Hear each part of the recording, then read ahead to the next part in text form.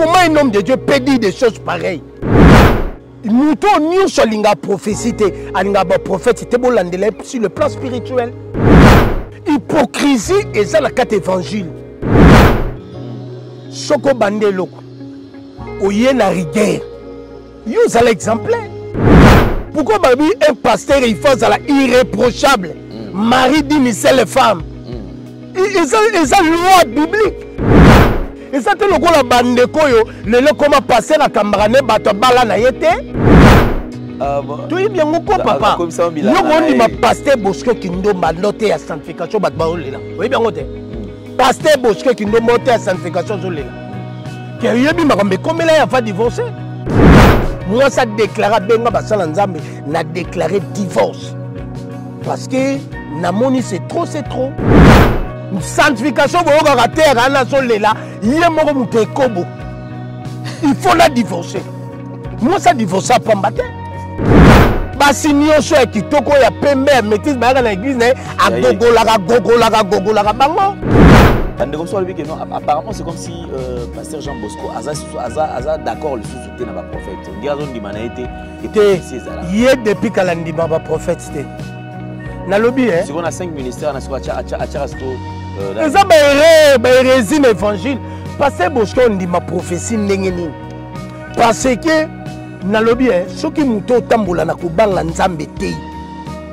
L'église no kolinga prophétie te. Kindumba ernionso yebi sanga ndenge na fandi boye na sala 5 ans na zalana mwese na ku papa na sala ba scandale. Na tuna ka bande kona ko banga nzambe nini o basala nango. Chaque église na yesaki na prophétie balinga baloba ke pasteur atambole malamu te a déconner ou bien sainté ndenge zana tika makambo ekoluke créer et bongo église ya ninga na kande ni rébellion salama bat balongwa point. Parce que ministère prophétique est un ministère, il y a Nzambe parmi les 5 ministères. Pourquoi il y a un ministère qui est un prophète? Na landiango okutu na mboko le biso na papa moko lo ba maka papa na lo ba makamba yamba yesu lo kwa moto bo bixte. Ba ene na biso na bazo bunga nzela. Pona makambo ekomela ye église kozala diviser. Na kutana na ye liboso église na pesa message wana. Omoni nani yo nini comment on dit?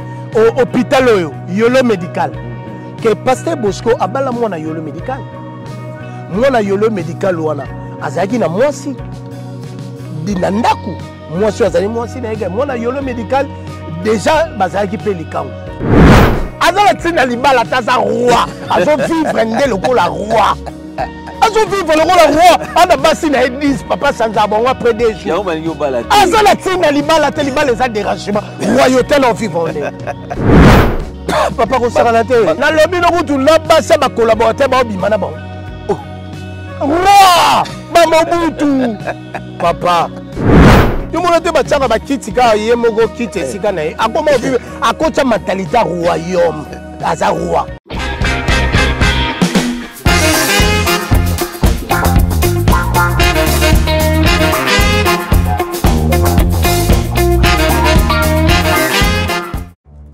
Dans les soucis de vous informer, divertir et vous former, Nouvelle Tendance, votre chaîne, met à votre disposition des applications, radio et télévision. Comment installer? C'est simple. 1. Rendez-vous sur Play Store ou App Store. Tapez TVNT pour la télévision et RNTFM pour la radio. Pour répondre à vos préoccupations, contactez les bureaux. Merci pour votre acte de bienveillance. C'est compliqué, en fait, Abraham...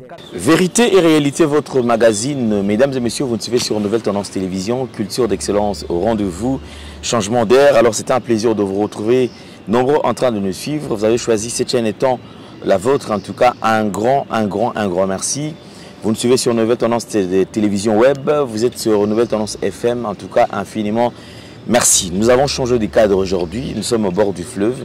On veut quand même contempler la beauté de Sa Majesté le fleuve Congo et aussi changer d'air. Voilà pourquoi est-ce que nous nous sommes décidés aujourd'hui de tourner à l'extérieur. C'est un plaisir.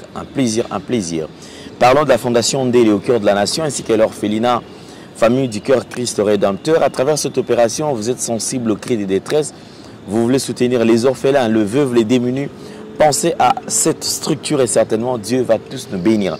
Nous parlons en images et nous allons nous retrouver tout juste après. Bien-aimés dans le Seigneur, shalom. À vous qui ont un grand cœur, bino bao mitema nzamba pesa bino mitema malamu, mitema kusunga. Fondation Alendele na orphelinat Christ Rédempteur, bana posa na bino, bana posa lisungi na bino, bano baboti bakenda, bano bazala moya kotanga te, bato bana besoin lisungi, bino bato wala mitema malamu, to wana posa ya lisungi na bino na orphelinat Christ Rédempteur, la Katia Fondation Alendele. Kanise loko. Eza yondolo bakie, ozanzambe ya bana bitike, yo mokolo bakie, osungaka basi bakufela mibali, pona nini pasi ya boye o nzambe. Ils ont besoin de vous, de votre pain, de votre bouteille d'eau, de votre soutien. Et ça serait une bénédiction pour vous. Pour votre famille. Que Dieu vous bénisse. De retour sur ce plateau, tous les produits sont disponibles chez nous. Je pense que nous allons apporter une correction en ce qui concerne Maxi Bien-être. Maxi Bien-être, désormais, ce n'est plus à 35 $, ce n'est plus à 38 $. Maxi Bien-être, c'est à 40 $. Pour ceux qui ont l'habitude d'acheter Maxi Bien-être, sachez-le que Maxi Bien-être est commis 40 $. Au sommet, on a 38 $. Au sommet, on a 35 $ autrefois. Il y a que Maxi Bien-être et Zaline à 40 $. Et aussi, il y a rupture de stock. Ce que vous avez besoin d'ango, quand en contact nabiso, ben abiso parce que Zaline a moi confusé. Papa, mais kuna balobi est à 35. Papa, kuna balobi boy. Mais les lots, je vous donne un prix officiel 40 $. Quand en contact nabiso pour que Ozala servi. Merci beaucoup. Alors on va prendre la pub qui va quand même nous donner beaucoup plus de détails et on se retrouve tout juste après. Merci Banakin, Bana monde entier. Maxi Bien-être. Sougala café, le logo na mêlé logo mais le logo est amabé. Il y a bien pour na panne technique mais ko sale la on ndenga mabete sale la ngo pour na mama. La célibataire to lingi bino ate. So maga boma mukolo bala pourtant mzo ba produire en soute Maxi Bien-être yango yo lukango benga ndekonanga Alendele ye mutu ayebi esika ko fournir yo autant que tu veux 35 $. Ezebele na kati sobo melika moko de jour bien mais hémorroïdes banini tout ça bilialia vanda musala banini et réparer yo système ya break et réparer yo pe fonctionnement ya break de break donc et pe son fonctionnement ya bien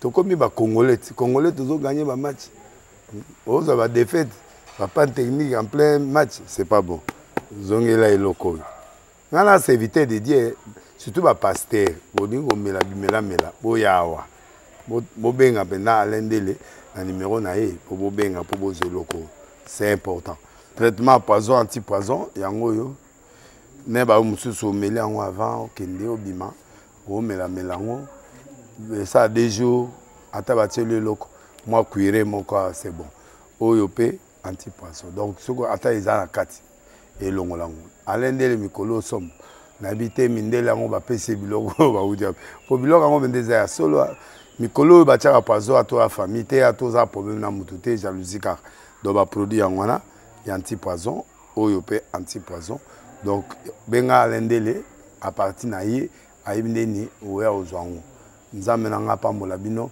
mi batela mboke komi biete bato bakomi na jalousie oyo tozo comprendre de souté bana mike bazo kufa mikolo bazo kufa ba otiana bana bébé ba poisson donc toujours zala nanti na ndengana nga na ndako c'est bon que Dieu vous bénisse. De retour sur ce plateau, merci beaucoup. Je ne suis pas seul, je suis accompagné de mon invité, c'est le prophète Ifaso qui n'est plus d'ailleurs à présenter. Alors, Naye, c'est là il est l'autre bito mais ko salatu. Il fait beau et on veut quand même aussi profiter. Tobeti moi tour, tout à la paix, bisika, makamdenge nini, ezali, kolekana. Ici c'est un beau cadre. Alors on vous invite tous à découvrir ces beaux cadres, ce Caribou Beach. Caribou Beach, un endroit vraiment de divertissement bisika okoki koya ozolia bio mbisi ya kitoko batumbeli yo ngolomo sekaka kotambola babomi ozana besoin olia lapin basaleli yo olia libata basaleli yo ici on mange bio na cadre moko ya kitoko. Alors je pense que j'ai en train de nous illustrer quand même quelques images bozo mona image ya Caribou Beach. Merci beaucoup prophète Ifaso, bonjour et bienvenue. Ah bonjour papa Alain Dele. Santé boni papa. Santé nzamba zo batela ngolo na ye. Moi Mikolo Belé na moni quand même au fan de kimia. Ouais. Yo quand même olobara mais na moni parce que le prophète parmi un prophète ba kimi. Yo za rare. Oh ti lelo zali ko le kaka netando eke parce que Belé bazo ya société. Baloba ki ke guerre ici là en 2023. 23 même sur le qui 2024 guerre retiré là aussi la tête ma piste la prophétie est belée et dans la plupart la prophétie mingi ko kisamité alors moins bas sur la télévision ko beta sur le solo msusu ezate bazo mona na te sinon quand même vague ya prophétie na moni kiti mwandambo yoza prophète d'après ça l'analyse nini nzambe ndazo lo basusu te tout ba moni ba ndeko ya mingi na message za uteke panza mete te omoni nzambe arrêtaka te koloba nzamba lobelaka basali na ye tongo midi pourquoi air nyonso nzamba lobaka problème eza nini omoni bato ebele na vague wana bayaki na ba ezai ba vague moko mambebele bandolo be bandolo uta nango epa nzambe te sentiment personnel et tout tenté na so tolobi boye ta musu to ko zwa boye to ko sala boye tellement bazui yango te omoni balembi que so tali que pendant tanyo so biso to banda leka na moment o mboke zo ningana o batu bazo banga biso to leka to loba to sakola pe to lobaki ke na lobaki na este kimi kokota na lobaki na este mobulo ko sila na lobaki peuple na ba ovanda kimia na lobaki ke nanga okotaka Congo Kinshasa te pe na lobaki ke Kabila na magwinyo so sala alukazenga na scène politique ekosimba te lelo moni nyonso asali esimbi te dans la fière ya koleka ya kokutana pe na sepeli vraiment na cadre kitoko yo na Safari Beach donc et Caribou Beach na sepe na Caribou Beach espace moi kitoko to lia bio donc espace ya malamu oyo ko yana bana na yo bana bana place ya kosakana ba parents bana place ya kovanda kolia oya en famille donc na Caribou Beach donc ezesika ya malamu oyo bana nzambe bayaka tala espace ya boy mbise zo utana mai olie bionde osala mutaza na longue vie babiloko ya ba formolo ndezo boma ezo pesa ba maladie il faut kolia bio a nyonso eza donc na kamwa même libata o ezali elekelanga omoni biso lingaka mwa njombo mwa mbisa mai tolingaka mwa ngande toyo se retrouver awa na Caribou Beach donc nzamba pambola bino pour espace oyo donc biso tozali o nyonso nzamba zolo bana biso ausala yango pe azokoma ausala na lobaka na ba émission leki nanga so a continuer makambo nzamba obomaye na lobaka makambo bele ti lelo ezokene na accomplissement na. Ok, merci beaucoup. Alors je voudrais quand même tous voir première vidéo. Première vidéo ezali lelo ezali na toile ezo sala polémique pourquoi bandeko be babi que non maman Joël Kabasele akokaki kokene na niveau oyo te et il y a za politique et sengeli a garder bande na ye bamso albeza eza positionnement bazana a besoin quand même batia bango ka bango ba benda bango et les lois à partir de propos na ye ce sont ces propos effectivement aza libre il y a quoi mettre point de vue na ye peut-être aussi les sali o sali c'est parce que à lobiango ba diffuser en ils médiatisé les sali makambo. Alors on va suivre cette vidéo et on revient tout juste après.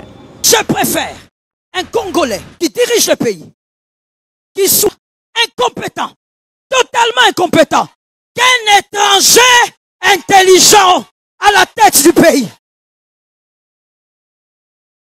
Les Congolais qui sont intelligents ont donné un amen. Vaut mieux un Congolais très incompétent à la tête du pays qu'un intelligent étranger. Merci beaucoup. Alors, je pense que tout le monde surtout ensemble. Prophète Ifaso. Réaction aux alignes, tant aux hommes, quand même vidéo, les qui n'a pas TikTok, le salut rage quand même sur Internet. Ndelo na ko loba, eloko lobby alobi mabete. Ya mi balé ko laksa position na yo. Et tant que mosala nzambe papa eza mabete. position na yo par exemple oza pasteur okumisa ata musu Barcelone musu okumisa Real eza position na yo oza la pasteur que oza imania musu oza avec bien eza position na yo que eloko oya lobby ezali que to boyinde un étranger à diriger Congo.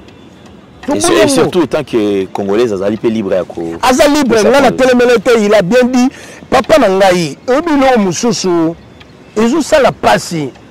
Ezo sala pasi tala mboka les États-Unis jamais au siéger na Sénat des États-Unis sur les étrangers.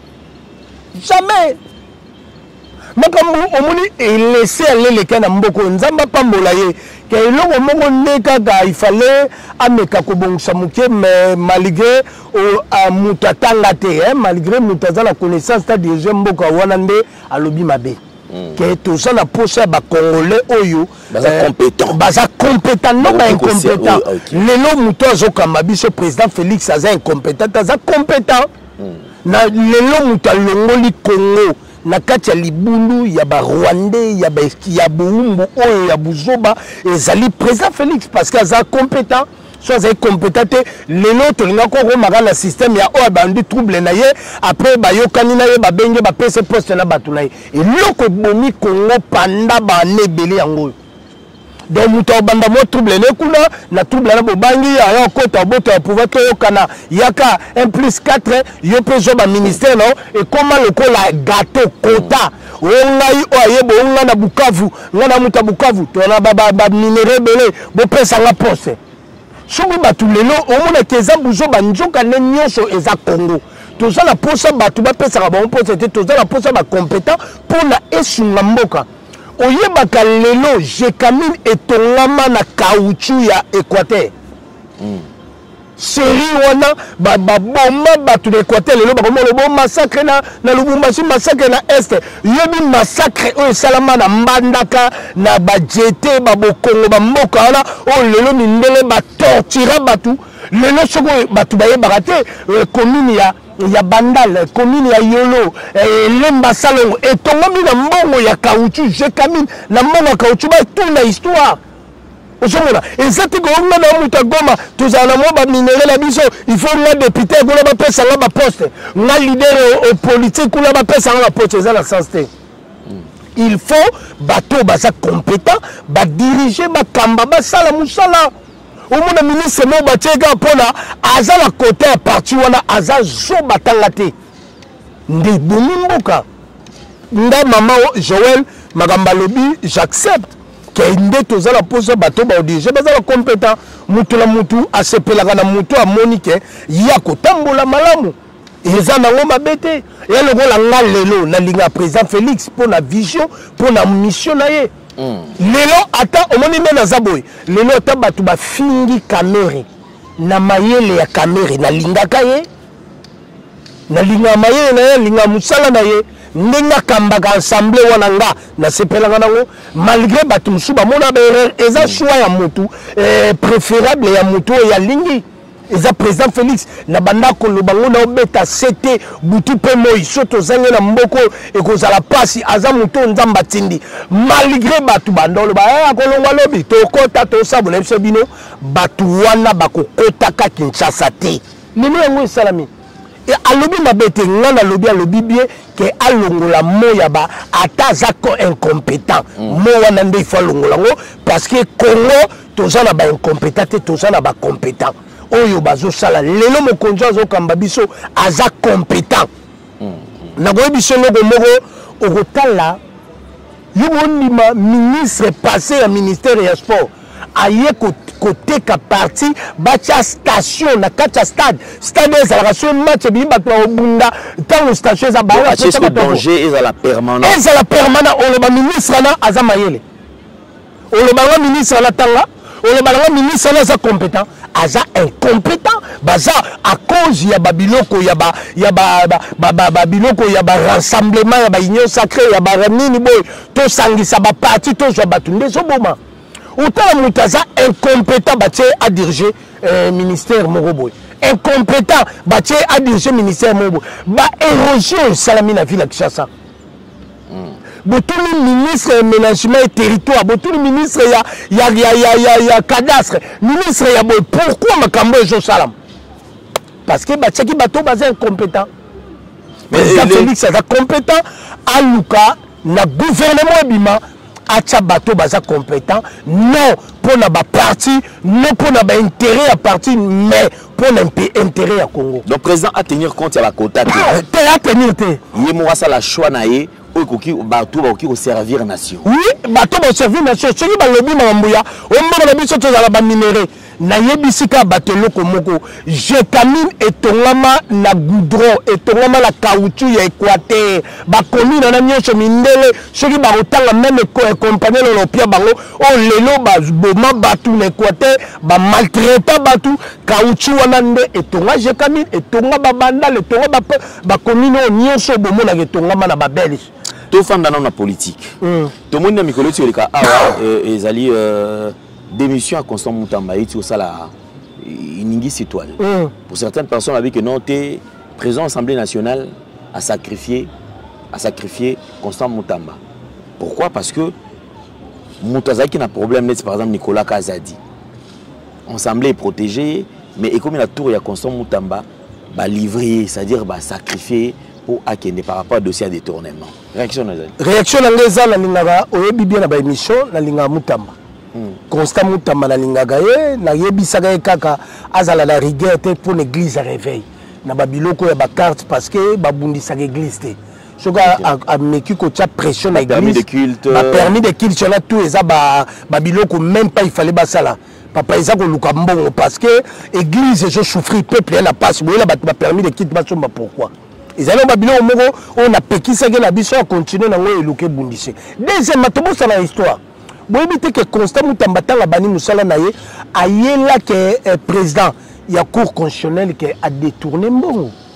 Il y a sombeli le pan na Belgique. Déjà un règlement politique. Te na lobi na yo bobo sana ba histoire. Yo tango ye mutubo akanga pele mbongo bobo sana on. Pele mbongo asalelo ko te so mutaye ko luka ya lobi na lina ko na so do pour dossier ki ngandi bo melanga moto il fallait ka ya loba ki akanga ki pour la corruption parce que déjà il y a une intention des aki nini.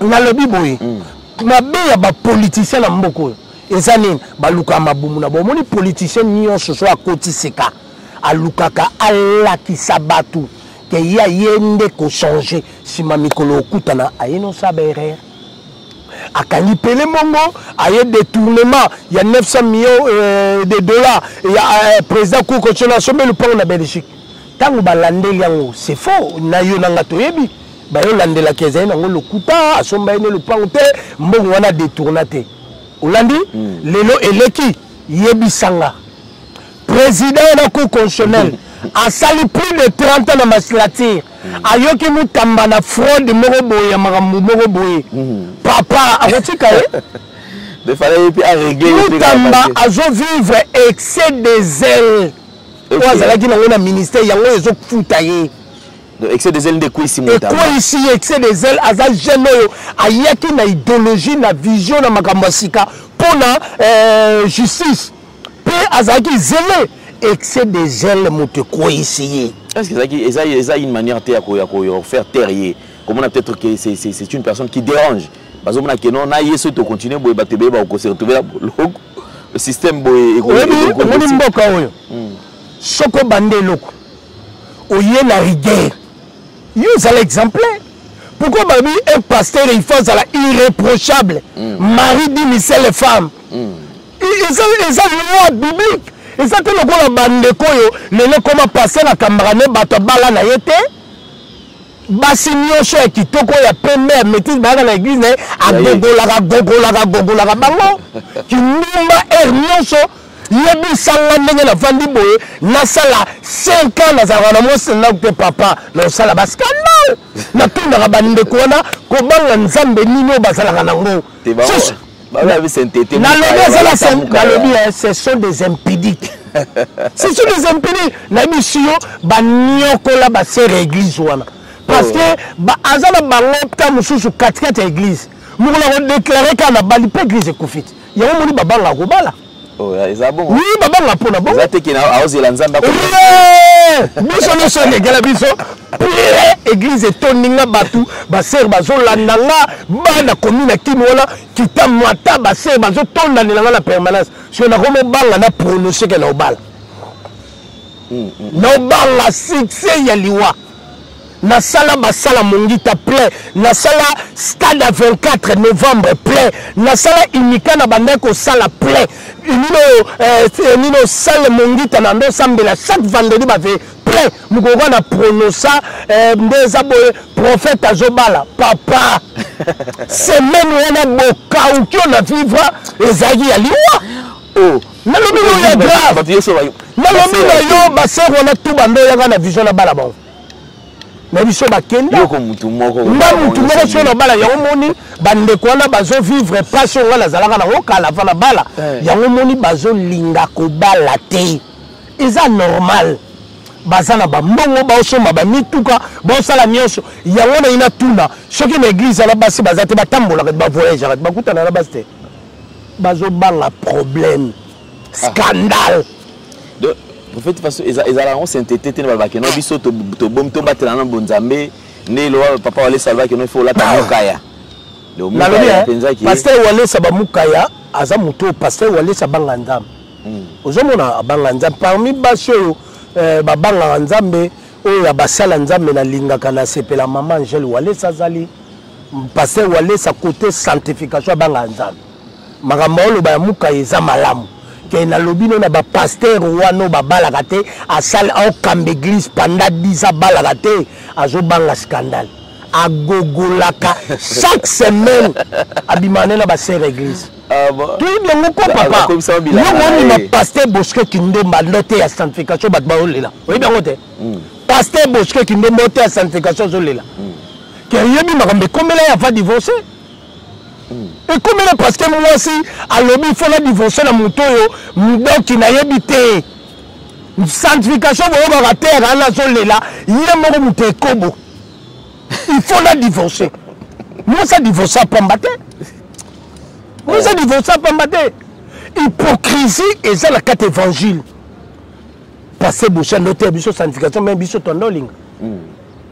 Que tant à quoi il s'amaga avant divorce. A quoi ça m'a gagné moi ça yogi moi ça déclaré benga basala nzambe n'a déclaré divorce parce que na moni c'est trop mais en parlant quand même il y a pasteur Jean Bosco Kindemba n'a quand même tous là sur une vidéo zali ko circuler il comme ma prophétie na lobby hein apparemment c'est comme si pasteur Jean Bosco aza d'accord le sous-souté na ba prophète on dit azon dimana été que prophétie ezala hier depuis kalandi ba prophète té na lobby hein si on a 5 ministères na siko acha siko eza ba résine évangile pasteur Bosco ndima prophétie ndenge nini parce que na lobby hein soki muto tambola na kobanga nzambe té l'église no kolinga prophétie té.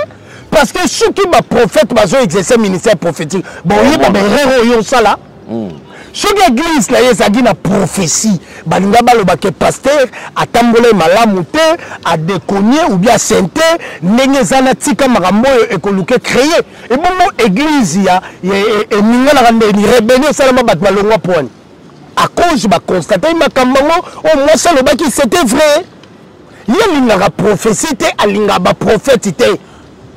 Nous tous sur la prophétie, la prophète, sur le plan spirituel.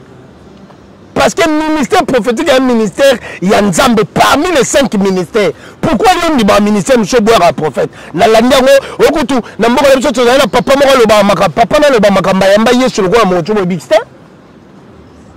Wana mbikudi. Wana mbikudi yo soutenir ye na mboka na bango, ezala papa mo bo anda le ba maka. Comment un homme de Dieu peut dire des choses pareilles? Si c'est hérésie, il y a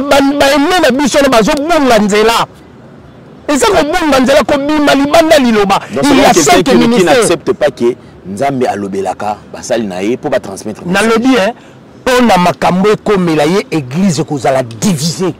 Na kutana na ye liboso église na pesa message wana. Na lobby Nzamba lobby nanga na mon église kabwani. eza na mabe moko osali et créer trouble na kati église kala mingi dans 3 mois avant 3 mois église epanzanaka trouble salama église ya nini kaukaka bato na kutana na liboso ya église pembeni ya parking je dis ça à la télé na mona ye na PC message on dit ba prophétie tendeni makamona lo ba pour les kokisama église kaukaka ba papa o bazalaka ne balongwa moi si a déclaré divorce a boya pour na nini parce que moi si a déclaré que papa so tambola malamu te a quoi samina kobo ni a moi déclaré divorce a benga basala nzambe na mboko alobi boya ndeko na bina so tambola malamu te boye te. Mais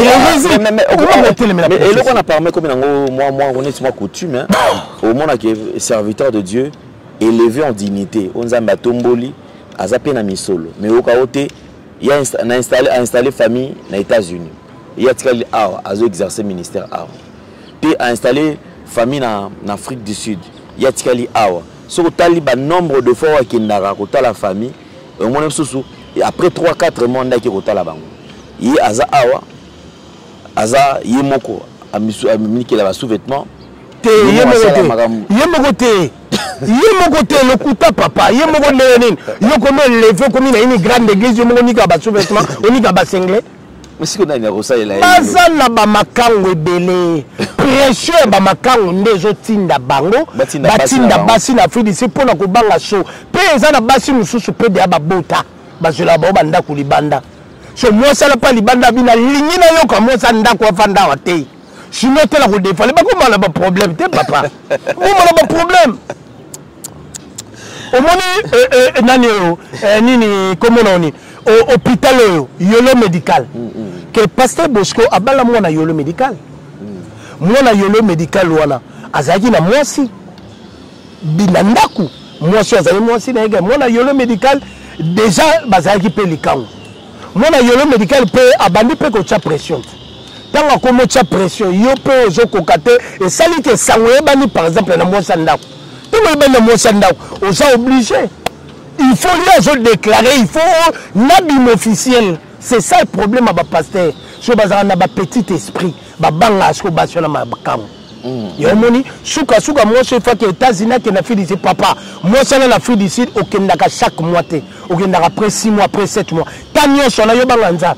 muto déjà mesana kolala ndetu moko na mwati papa ata moi ça kufi so balobi na beti une année abimina moi cité c'est ça dimension c'est ça le kuta ko on mesana kolia ba privé kolia papa to kusala te ils ont le kuta basage qu'on a basero yo sort mo ba kota 2 heures c'est nous kota après 2 jours nous kota ba ya parce que la style que ba maman moko 10 na tchabango balambela kanga bato balamba kana mukolo so lamba ka biloko te yo zo pesa njoto ozo lamba ozo sala nyonso sur ba changer azala tina libala taza roi azo vivre ndelo ko la roi. Azo vivre le roi ana basi na église papa sanza bon après 2 jours azo la tina libala te libala za dérangement royauté na vivre ndelo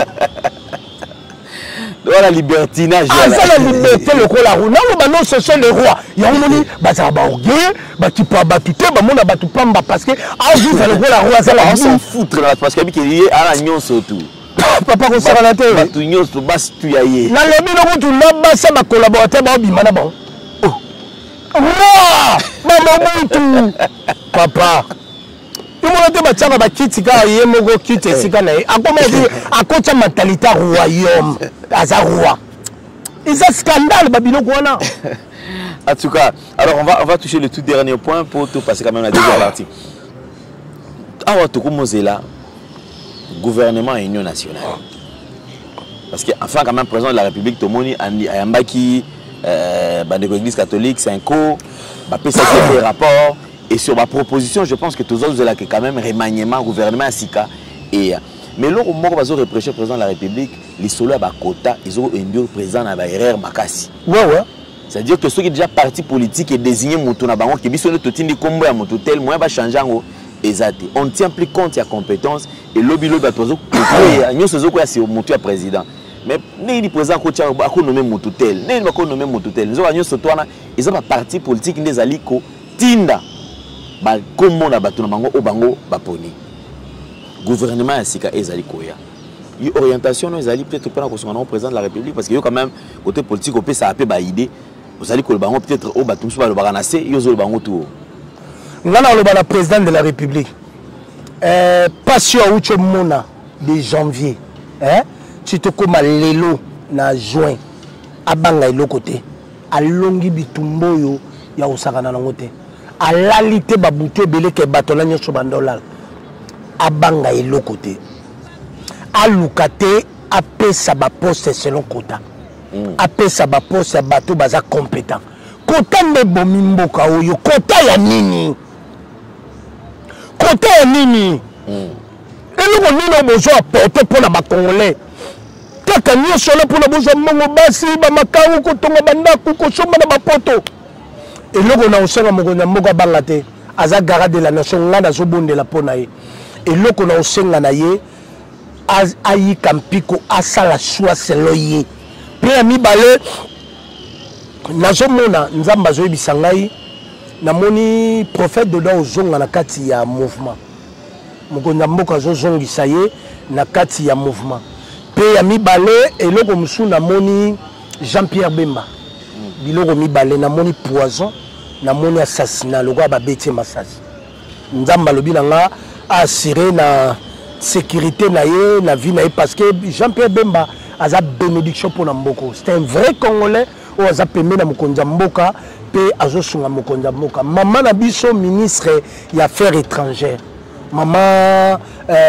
Kakuama maman Kakuama nzamba pambola ye maman oyo na histoire ya mboka oyo tokobosalaka maman Kakuama te aye na changement aye ko soutenir mokonza mboka aye ko sala musala oyo emonani na mokili pe na miso bato prière na ngeza pano mama nazo soutenir yo pe naza de cœur na yo nzamba ko tikote bakoluka ba konselo makambo bakoluka campagne ba détruire yo ke ko simba te parce que za la clique mogo omoni mutamba azwine kaka ber parce que ayaki na vitesse amabe keza na clique mogo balingi te bato ba osala musala pembe na chef de l'état ya malamu et simba parmi yango ce mutamba kutani ce na ba erreur moko boy eloko bakangi yo loboko na sac que na réalité azane innocent na réalité yibité na réalité za likamote ye zaga ke ayaki ne na pression moko ya mabe na pression les ala makamusu pe bato balobane ba proposer za ba erreur nde azo vivre na ba erreur que nzambe danga abatela ye akota prison te nzamba protéger aza na veni ya malamu na mboka oyo pour la politique na mboka na biso pe nazo mona plein ezaka il faut baboma ye que nzamba batela ye abatela mama tukwama abatela Jean-Pierre Bemba abatela bandeko yo bazobunda pono même honorable Eliezer nzamba batela ye ke ngala ko senga na mokonza mboka na gouvernement ezobima ndeko Eliezer aza ba patriote yo abuni a soutenir mokonza mboka et zelo mama chef de l'état nzamba zala yo olingi sikoyo omoni avant toko ma fin août oningo banda olala bapongi moko paisible ya kimia parce que bundaki pe olongi eloko na lobala mokonza mboka za nzambe abange loko te biso tozala pour soutenir to banda soutenir depuis makambo e bandaki avant même banda si le toza derrière ye aza bénédiction 4e président oyo nzamba lobaka ba prophète Simo Kimau ba prophète za président Félix Antoine Tshisekedi Kabila za 4e président Kabila za ba parvenant o ayaki na nzela ya fraude que président Félix aza président nzamba ponaki pour la mboka oyo pe akomema délivrance na mboka oyo parce que aza 4e président o nzamba loba ba prophète ki mangu basakola que loko na kosenga abongi entourage na ye alongola bato nyonso ya mabe pembe na ye pe gouvernement ekobima abeta loboko na mesa asala choix na ye no choix ya ba parti politique soko asali choix ya ba parti politique tokokuta na kaka na même sort ya ba incompétent ya ba voleur pe ekozala pasi pour na mboka oyo donc tobondela pona ye tobondela pona ye parce que malgré alongi bitumbo oyo diable aza avandi kimia te bazo luka basala ye mabe bakitsa mutune na se ya mabele que nzamba le bien bundela ye namoni liwa pona Jean-Pierre Bemba il faut que bundela pona ye namoni liwa pona musicien moko profane pe namoni liwa pona pasteur moko munene asali crise akufi donc c'est ça makambo yo nzamba lobi nanga donc nzamba pambola lelo namoni chaîne ekomi partout donc efungwami nzamba pambola yo nayebi ke oza bénédiction pona bato belé na ba idée oza nango nzamba pambola yo o kende musika pe loko musuna ngana loba basala nzambo nyonso ba otindaka bana baki otanga na Afrique du Sud o théologie eza théologie te bazo tinda bango ne na kati ya club moko mystérieux de loge na loge moko nzamba uto revelenga eza loge o bazo tindaka bana o bana baki otanga te bazo ko ye ko lande bondoki bazo ye ko la kindoki tango ba oya pona ba continuité ya désuccessement ya église donc il faut toke banango église bo fongola misu pe nzambe apambola bino ekozala pona lokumu na nzambe donc nzambe apambola papa nanga fule lukisu chinois noir esiko zami na Chine apambola ndeko nanga Nixon boutique nzamba apambola bino apambola mama Patricia J Kassese honorable nabiso politicien nabiso na Belgique Patricia Umba nzamba pambola yo Jenny R nzamba pambola musala malamu namoni maison esalami kitoko nzambe apambola mama bandeko nyonso bazolanda biso na lingi bino mingi nzamba pambola bino Tete Lombaye nzamba pambola bino apambola bandeko nyonso Emerald Ifaso Glaucia Ifaso Winner Ifaso nzamba pambola bino Solange Luta nzamba pambola bino Grâce nzamba pambola bino na lingi bino mingi toyeba ke mboko eza nzambe. Amen. Ça c'est une très bonne chose. Merci beaucoup très chers amis téléspectateurs. Le numéro qui est affiché là, c'est le numéro et à prophète Ifaso. Vous en avez besoin d'encadrement spirituel, vous en avez besoin, vous en avez problème, vous allez vous déranger et que nous sommes en contact pour orienter yo. Numéro nae ezali wana. Bengaye à redécrocher yo. Yemoko, boko solo la paix, bino ni balé. Merci beaucoup. C'était un plaisir. Un grand merci à Gédéon qui était à la prise de vue. Merci à Jordan Panzou et à Cornet. Alors nous allons nous retrouver très prochainement. Portez-vous bien. Bye bye. Au revoir. Merci Banakin, Bana monde entier. Merci bien-être. Sougala café, logo, logo na mêlé logo mais logo est amabé. Il y a bien pour na panne technique mais ko sale la on ndenga mabete sale la ngo pona mama. Ba célibataire to lingi bino ate. So maka boma mukolo bala. Pourtant mzo ba produire ngo soute. Merci bien-être yango yo. Lukango benga ndekonanga alendele ye mutu ayebi esika ko fournir yo autant que tu veux $35 ezebele na kati subo melika moko de jour bien be moroïde banini tout ça bilialia vanda musala banini et réparer yo système ya break et réparer yo pe fonctionnement ya break de break donc et pe son fonctionnement ya bien. To comme ba Congolais toujours gagner ba match. On va défaite, pas technique en plein match, c'est pas bon. Zongela et loco. Nana c'est éviter de dire surtout ba pasteur, boningo mela boyawa. Bo benga pena alendele na numéro na e pour bo benga pour bo loco. C'est important. Traitement poison anti-poison yango yo. Ne ba mususu mela ngo avant kende obima, o mela ngo. Ça a des jours, à tabater le loco, moi cuiré mon corps, c'est bon. Oyopé, anti-poisson. Donc, ce qu'on attend, ils ont la carte. Et l'on l'a. Alain de Mikolo somme. N'habité Mindela, on va payer Bilogo, on va vous dire. Pour Bilogo, on va dire solo. Mikolo, va tirer à poisson à toi, famille, à toi, problème dans moutoute, jalousie, car. Donc, va produire en wana, il y a anti-poison, oyopé, anti-poison. Donc, benga Alain Dele, à partir naïe, à Ibneni, ou à Ozwango. Nzambe nanga pambola bino mi batela mboke komi biete bato komi na jalousie oyo tozo comprendre de souté bana mike bazo kufa mikolo bazo kufa ba otiana bana bébé ba poisson donc toujours zala nanti na ndenga na nga na ndako c'est bon que Dieu vous bénisse.